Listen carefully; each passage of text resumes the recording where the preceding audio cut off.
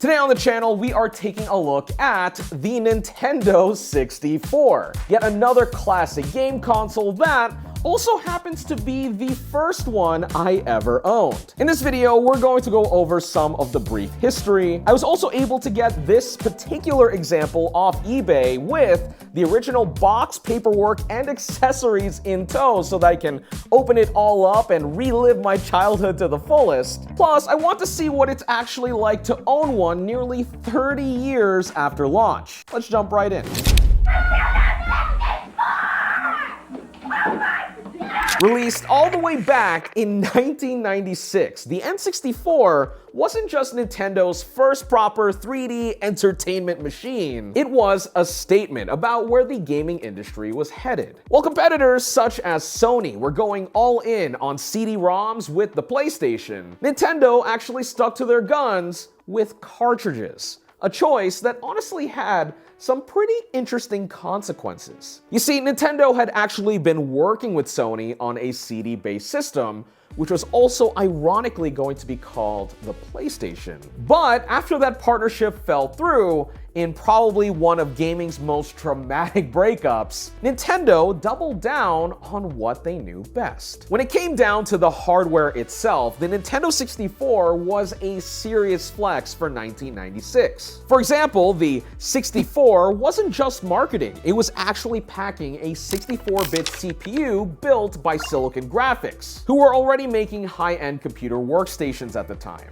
The custom graphics chip, called the Reality Coprocessor, could pump out 3D graphics like no other console could touch. But where things get really interesting are with these cartridges. On paper, these had some legitimate advantages over CD-ROMs. For example, there was virtually no load times. Also, at least on Nintendo's side, they loved it because the copper protection was better. And on top of all of that, these carts could also handle specialized chips for extra processing power. However, on the other end, cartridges definitely had their fair share of drawbacks. A big one is that they only maxed out at 64 megabytes of storage, whereas CD-ROMs could hold over 650.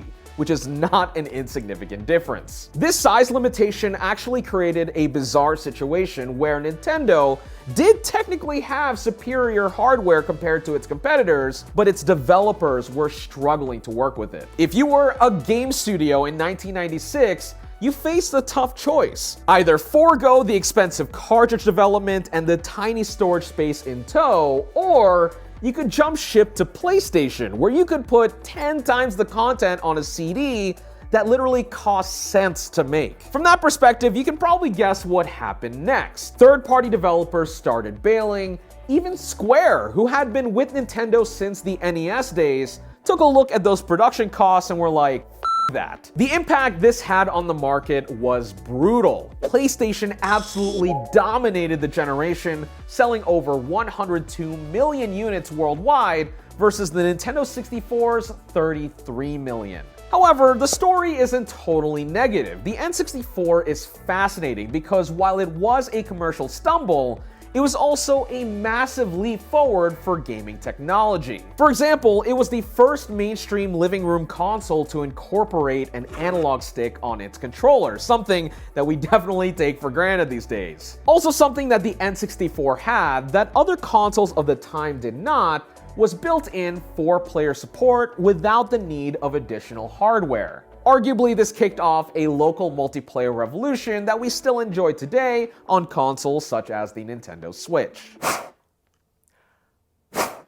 We should do this as a transition. So that was the history, but right here I have an N64 in its original box with all of the goodies that it came with back when I was a kid. Now, of course, I will be playing some of my childhood games a little later on, but this segment of the video is purely to appreciate the unboxing because I never set our home console up. My parents did literally everything, set it up on the TV and threw the box away. I never got to see the original box. But now, as an adult with income and slightly more cognitive ability, we can actually break this thing open. Though, before I do, I must say that this example that we got off eBay is surprisingly clean. I mean, look how pristine it is. The corners are in decent shape, the colors aren't faded. This almost looks like a brand new box, which is wild. Though considering I paid $350 on eBay,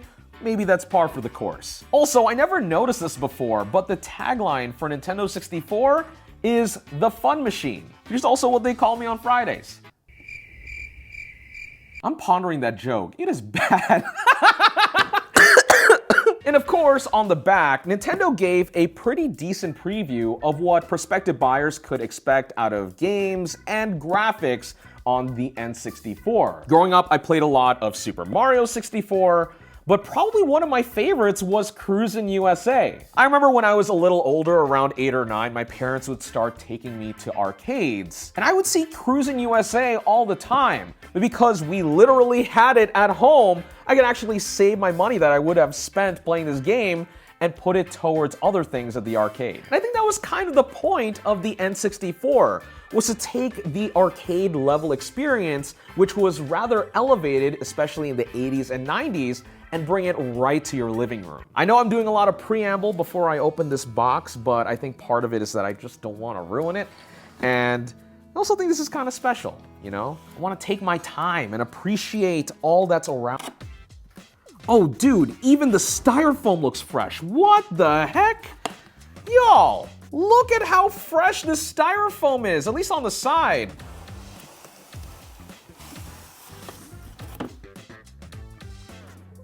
This is minty as heck. It even smells.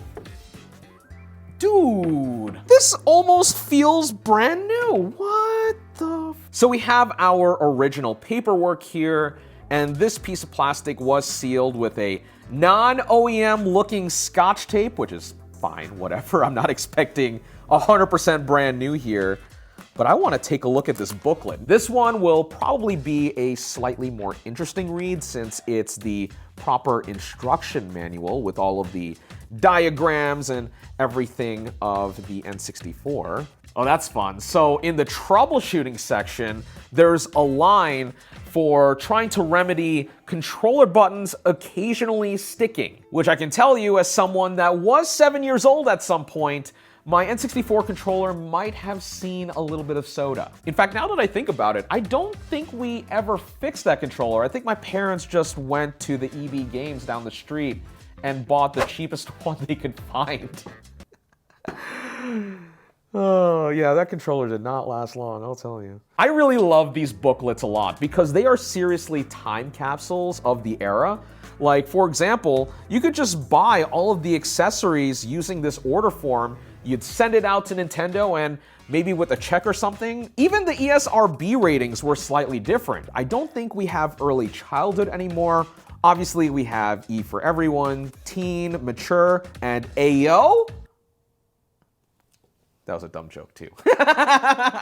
Oh, that is so adorable. I don't know if this will show exactly well on camera. There's actually an outline of an N64 in the background that's just very faint. Almost looks like a blueprint, but that is so cool. What is this guy? Store 64. Now that you've got the world's best video game system, well, it ain't a PS5 Pro. Get the most out of it. Subscribe to Nintendo Power Magazine. Oh my God, that takes me back. Man, I remember my parents subscribing us to Nintendo Power, and it was so much fun to read. There was a little thing that they would do where they would ask kids to do hand drawings with like crayons and stuff for the magazine so that you could potentially be featured in a future issue. And there was one, I believe, for Pokemon where I actually made it in. Though I don't remember what issue it was for because I've been trying to find it for such a long time. But man, Nintendo Power was seriously one of the coolest things to read, especially when you were super into the Nintendo 64. What an awesome unboxing experience, and I haven't even gotten to the freaking console yet. Oh boy, where do I start? So let me grab this controller first. It's even bundled in an OEM-like way. Again, this was such a quirky design for a controller, But back in the day, this was the bee's knees. Using the C-stick to control your 3D camera, because that was something that we were still wrapping our heads around. On the back here, we have an expansion slot, which you would normally use for a memory pack, so that you can take your save data and move it between N64s, should you go to your friend's house or something and want to take your data with you. You could also get a rumble pack to add vibration to your games. And there was also an attachment that would allow you to take your Game Boy cartridges and interface them with games such as Pokemon Stadium. Not gonna lie, it absolutely blew my mind as a kid that I could grind away for hours and hours on Pokemon Yellow and take the Pokemon that I raised on there and move it over to Stadium and battle in 3D. It was wild. We also have the console itself, which also looks somewhat minty. There are scratches on the top here, nothing too egregious. Still pretty clean considering that this is a console pushing, oh my god, 30 years old? Almost? Not gonna lie, I am somewhat happy that there are scuffs on this console, because one of the things that I've always wanted as a kid was a transparent N64. Once I found out they were a thing, I almost wish my parents waited a little bit before they bought ours. But thanks to a little online shopping, I was able to find replacement shells, including bright, transparent options. And especially again, since this guy is scuffed, I won't feel as bad about tearing it apart and giving it a new lease on life. So, let's go! Okay, so I have my workspace all set up so I can begin tearing down the Nintendo 64. But before I do, I need to crack this box open because in here are my transparent shells. Now, for this set in particular, I went to Stone Age Gamer. Now, they don't have the cheapest pricing for replacement N64 shells on the internet, especially considering that AliExpress exists, but I have heard pretty good things about these particular shells, but most importantly, even though they did cost me around 60 or 70 bucks, compared to AliExpress, I was able to order these and have them shipped to our office in about a week, which was perfect because this video kind of needed to get done fast. Price aside, something I will say about this set is that the manufacturer, Tech, actually has a QR code on the back that you could scan that'll give you instructions on how to disassemble and reassemble the N64. Which will probably be handy for me, considering it's me. This kit is packed quite well. And inside of this styrofoam, we should have our, boom, look at this! The plastic wrap is obviously frosted, but I can see the color through it. Oh my god, it's even brighter in person. Okay, here we are. I do want to look online to see if Nintendo ever offered this color officially, but if I had to take a guess, probably not, but it doesn't detract from the fact that, oof, that is a fun color. I am in love, guys. This is gonna be so clean. Now, if I had to take a guess, opening up the N64 and transplanting the guts from our old shell onto the new one probably shouldn't be that difficult. I mean, while the N64 was advanced hardware for the time, it is pretty light, and I'd like to think the construction is fairly simple, but famous last words.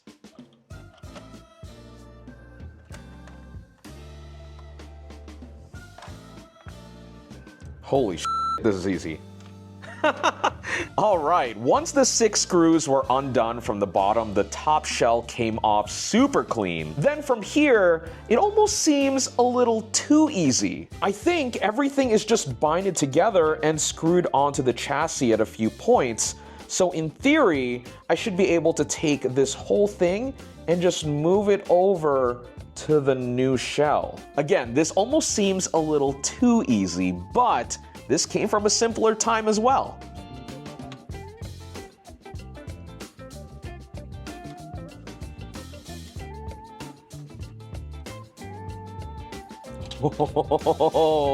So the methodology here is pretty simple. I used the new shell and kind of eyed the standoffs over here to dictate which screws to take out. As you can see, this whole part lifts up, and now we can transplant it onto the new shell. These metal things look pretty important, so I'm going to take them off and put them on the new shell first, since when the under tray is on there, you can't really fit these on. Next, let's put the under tray on.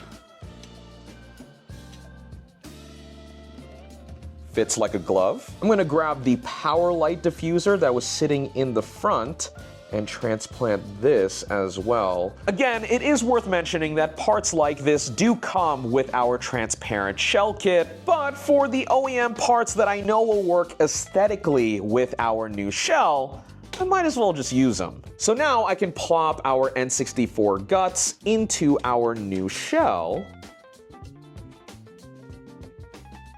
Boom! All of our screw points look aligned with our new shell.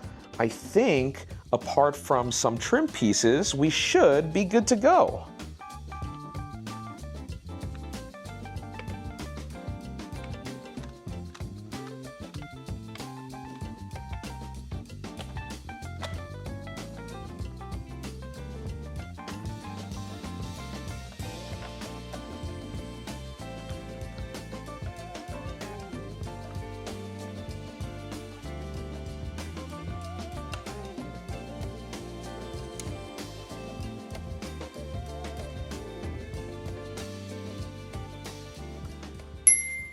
Okay, so I got to spend some quality time with this new-to-me N64, and right off the bat, there are a couple of things that stand out. First and foremost, this transparent lime green shell looks quite sharp. It's giving some original Xbox vibes, with maybe a little bit of Mountain Dew, but I am so happy with how this turned out. One awesome thing about this shell replacement kit in particular is that it actually came with a custom cartridge tray. Not only is it color matched to our shell, but it also allows us to play games region-free, at least mostly. Since N64 cartridges had a physical lockout with slightly different notches on them, this universal tray lets us play domestic and international games on our US market N64, so long as they are NTSC and not PAL. This was absolutely perfect, since I have some Japanese N64 games in the office to test with, and they played totally fine.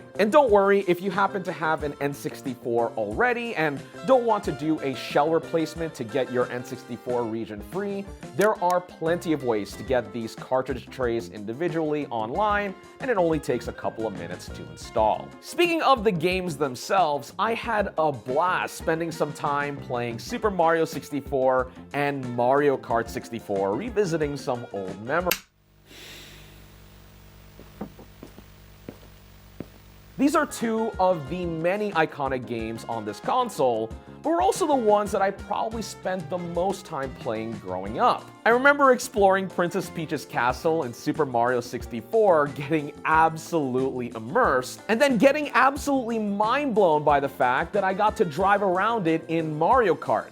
Though 5-year-old Ken didn't exactly wrap his head around why I couldn't drive the cart into the castle. And I guess now I'm slowly wondering why I love GTA so much. Even though I bought physical copies for both of these games, I figured something that I'd also try out for this video is a flash cart. What these allow you to do is load up ROMs that, of course, you've legally obtained to play whatever you want on the console. Plus, these are quite popular amongst enthusiasts purely to reduce the strain on both the hardware and the cartridges themselves when switching out games. This one that I bought in particular, called the Ultra 64, does have titles preloaded, though I'm innocent, I promise.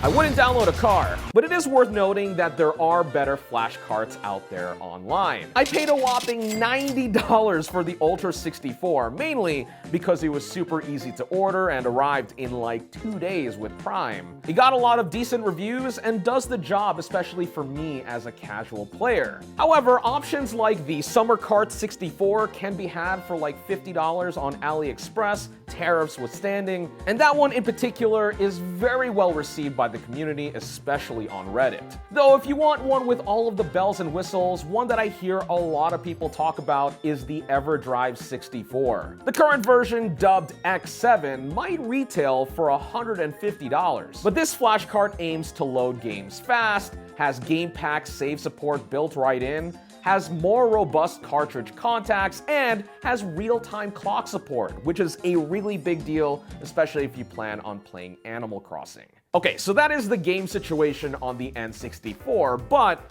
also crucial to the experience is the display you play on. At the end of the day, in my opinion, I think that seeking out an old CRT TV is absolutely the way to go. Not only is it period-correct technology to pair with your N64, but there is absolutely something about the analogness of it all that feels just right. The colors pop better.